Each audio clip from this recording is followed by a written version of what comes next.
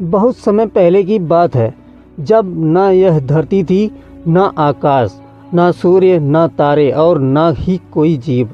चारों ओर केवल असीम अंधकार फैला हुआ था। सृष्टि का आरंभ कैसे हुआ, यह सवाल हमेशा से ही मनुष्यों के लिए रहस्यमय रहा है।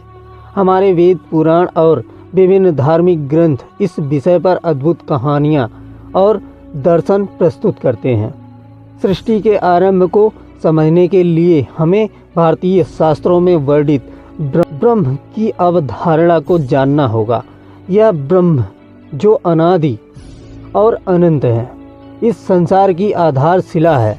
कहते हैं ब्रह्मांड की रचना उस समय हुई जब ब्रह्मा की चेतना ने एक ऊर्जा का संचार किया। इस ऊर्जा से ओम की ध्वनि उत्पन्न हुई, जिसे ब्रह्मांड की पहली आवाज़ माना जाता है।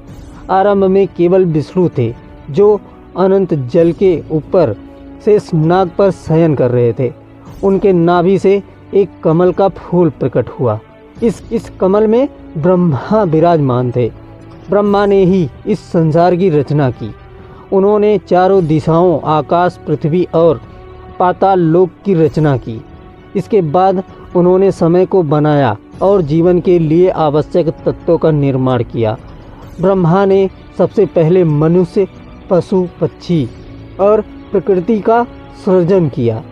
यह सृष्टि 5 तत्वों आकाश, वायु, अग्नि, जल और पृथ्वी से बनी है।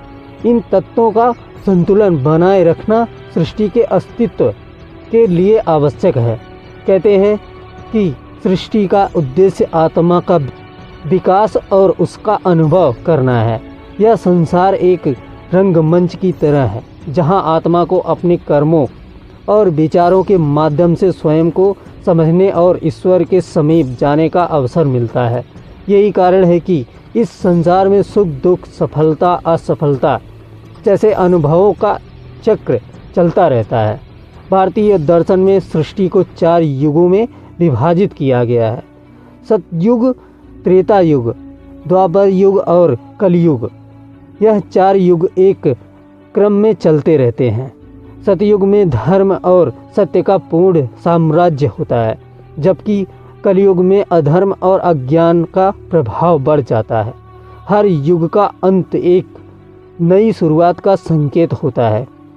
इस प्रकार सृष्टि और विनाश का चक्र निरंतर चलता रहता है। जैसे हर जीव का जन्म होता है, वैसे ही उसका अंत भी निश्चित है। इसी प्रकार सृष्टि का भी विनाश होता है। इसे भारतीय शास्त्रों में प्रलय कहा गया है। प्रलय 4 प्रकार के होते हैं। नित्य प्रलय, यह प्रलय रोजमर्रा के जीवन में होता है, जैसे रात का दिन में बदलना और जीवन का चक्र चलता रहना। नैमित्तिक प्रलय, यह प्रलय किसी विशेष कारण जैसे एक महायुग के अंत पर होता है।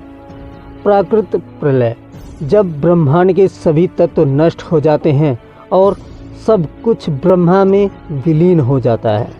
आत्यंतिक प्रलय, यह आत्मा के मोक्ष की अवस्था है, जब वह संसार के बंधनों से मुक्त हो जाती है। जब मानव अपने स्वार्थ, लालच और अधर्म के कारण प्रकृति के संतुलन को बिगाड़ देता है, तो प्रलय का समय आता है। यह प्रलय केवल विनाश नहीं है, यह एक नई शुरुआत का द्वार भी है। पुराणों में उल्लेख है कि जब प्रलय आता है तो अग्नि, जल और वायु सब कुछ नष्ट कर देते हैं। पृथ्वी जल मग्न हो जाती है और जीव जंतु समाप्त हो जाते हैं। लेकिन इस अराजकता के बाद भगवान विष्णु या महादेव नई सृष्टि की शुरुआत करते हैं। सृष्टि और विनाश की यह अवधारणा हमें यह सिखाती है कि जीवन में हर चीज़ अस्थायी है। हमें अपने जीवन में सद्गुणों को अपनाकर दूसरों के प्रति करुणा और प्रेम का भाव रखते हुए जीना चाहिए। प्रकृति का सम्मान करना, पर्यावरण का संरक्षण करना और अपने कर्मों का ध्यान रखना हमारी जिम्मेदारी है। यदि हम सृष्टि का संतुलन बनाए रखने में असफल होते हैं तो विनाश निश्चित है।